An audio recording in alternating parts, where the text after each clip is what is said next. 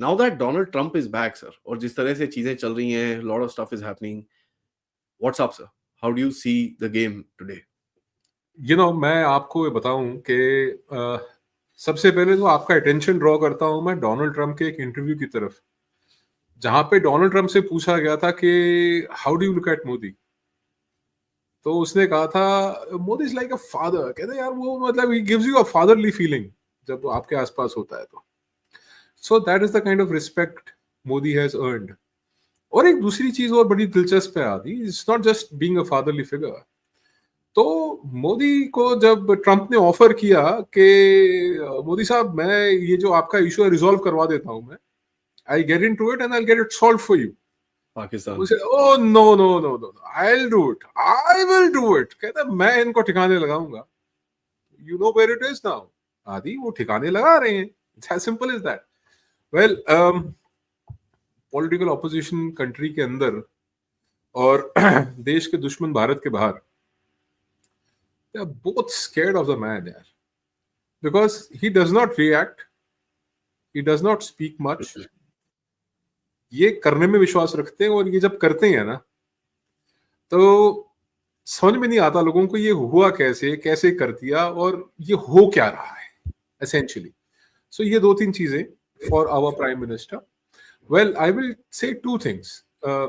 एक तो अंतरराष्ट्रीय स्तर पे अगर आप देखेंगे दो चीजों को बड़े आप बारीकी से पाएंगे कि लोग जो हैं वो अब एक राइट विंग या एक जिसे राष्ट्रीयता कहते हैं ना, नेशनलिज्म की तरफ जा रहे हैं ग्लोबली। और लेफ्टिस्ट्स को दाएं बाएं भागना पड़ रहा है। जहां कहीं भी इनके अड्डे ठिकाने थे, they are losing their ground. तो ये एक सत्य है। और इस चीज को भी अगर आप गौर से देखेंगे तो इनिशियली जो फ्लैग बेरर, जो झंडा बरदार हुए राष्ट्रवाद के, वो भारत में मोदी और रशिया में पुतिन हुए। और पुतिन उस हिसाब से मैं समझता हूं कि मैनेज नहीं कर पाए अपनी सिचुएशंस को, he got involve in a war. और भारत को भी बहुत खींचने की कोशिश की गई जंग में, स्पेशली बाइडेन के बिल्कुल एंड के दिनों में इन्होंने कोशिश की भारत को किसी तरीके से। देखिए जो प्रोवोकेशन जिस तरीके से बांग्लादेश से आ रही थी, वो हर एक चीज जंग की ओर इशारा कर रही थी, हर एक चीज जंग की ओर इशारा कर रही थी। और वो जो टेम्पटेशन है वॉर में जाने की, वो अवॉइड की। और इंटरनल प्रेशर भी था भारत की तरफ से भी।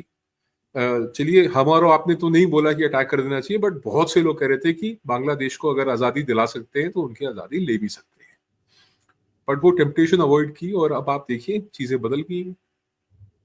तो मैं समझता हूँ कि एक बहुत मच्योर पॉलिटिशियन ही नहीं, एक बहुत मच्योर स्टेट्समैन भी हैं। तो उस नाते से जिस तरीके से भारत आगे बढ़ रहा है और जो काम कर रहे हैं, ये अकल्पनीय है। यू कांट बिलीव कि आप उसी भारत में, स्पेशली आदि पीपल माई एज, मेरी उम्र के लोग, मेरे से कुछ बड़े लोग, हम लोगों के अंदर एक भावना जो है वो पैदा हो चुकी थी आदि कि यार ये हिंदुस्तान है, हिंदुस्तान का कुछ नहीं हो सकता, कुछ नहीं हो सकता। इट्स अ होपलेस केस यार, कुछ भी नहीं होगा यहाँ पे। या ये तो ऐसा ही है हिंदुस्तान में, तो भारत में तो ऐसे ही होगा, इंडिया है, इंडिया में तो ऐसे ही होगा, ऐसे ही चलेगा। From that to this in 10 years, 10 साल में इतना परिवर्तन।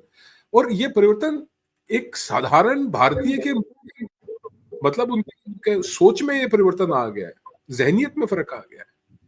और एक सेंस ऑफ कॉन्फिडेंस बोलते हैं ना, एक आत्मविश्वास जो है वो भारतीय जनता के अंदर, एक सामान्य नागरिक के मन में अपने देश को लेके, अपने अपनी सरकार को लेके, अपने लीडर को लेके। देखिए मैं माफ देखिए, I don't mean any offence to doctor Manmohan Singh. Doctor Manmohan Singh वो गुजर गए, परमात्मा उनकी आत्मा को शांति दे, परंतु कंपैरिजन है ही नहीं पिछले 10 साल के प्रधानमंत्री का और इस 10 साल के प्रधानमंत्री का। आप कंपैरिजन नहीं कर सकते।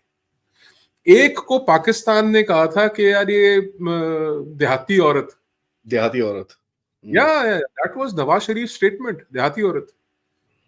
अभी पाकिस्तान की सड़कों के ऊपर लोग बोलते हैं यार काश हमारे पास मोदी जैसा प्रधानमंत्री, वजीर आजम होता।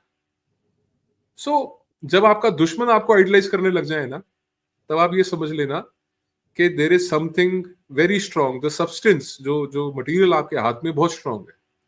और जो पॉलिटिकल ऑपोजिशन भारत के अंदर है, जब वो रोती रहे, तब समझ लेना कि सब ठीक हो रहा है, everything is going the right way.